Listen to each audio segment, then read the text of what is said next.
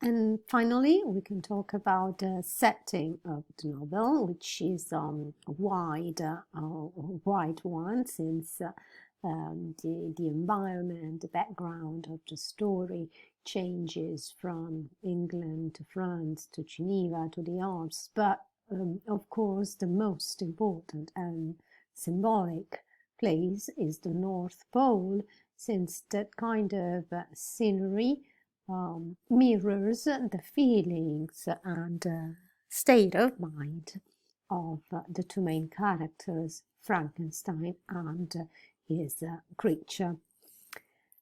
The novel is also divided into different level of narrations, because he is structured as a story within a story. So we have a bigger frame, and inside we have two other different level of stories developing.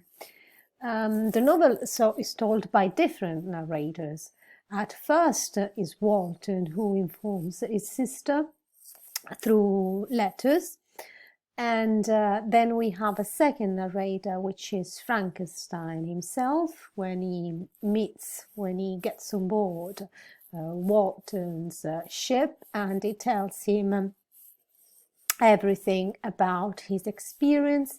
And finally, the third narrator is the monster that tells his story, his feeling, his thought to Frankenstein. So the whole novel has Walton's sisters and as a receiver, but presents three different points of view. The form of the novel is, of course, epistolary. We spoke about letters, and in this way, perhaps Mary Shelley wanted to hide herself behind three different male narrators. Do you remember that at the time, being an author was not too well seen if you were a woman? The last thing that I want to share with you is a quick snapshot of the plot. So the novel opens in the form of 4 letters from Captain Robert Walton, an explorer on an expedition to the North Pole, to his sister in England. In the last letter, and the last of the 4 letters, Walton says that an exhausted man in a dog sledge has been invited to board his ship.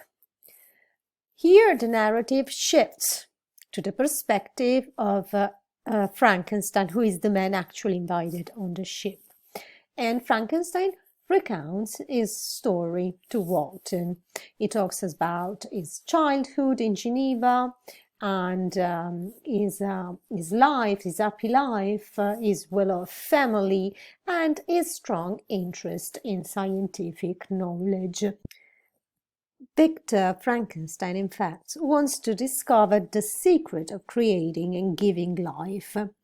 So he becomes convinced that he has the answer, and locks himself in his apartment that became his laboratory. There he assembles, he puts together body parts from corpses to make his final creation.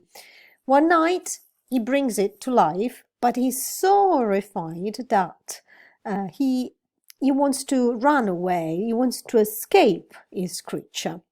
Victor learns that his brother has been killed and understands that his monster creation is the murderer.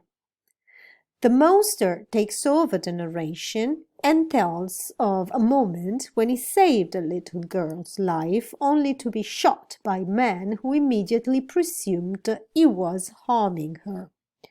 He asks forgiveness for revenging himself on his creator's family and on his creator's brother, and begs for Victor to make him a companion to end his solitude.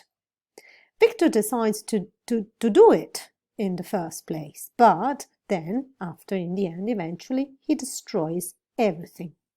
So the monster gets furious and promises revenge.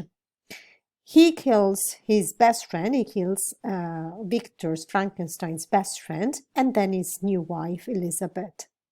Victor follows the creature to the North Pole, where he dies before he can kill him. The monster is found crying over Victor's body, filled with hatred, but also with loneliness and remorse, and ready to die himself.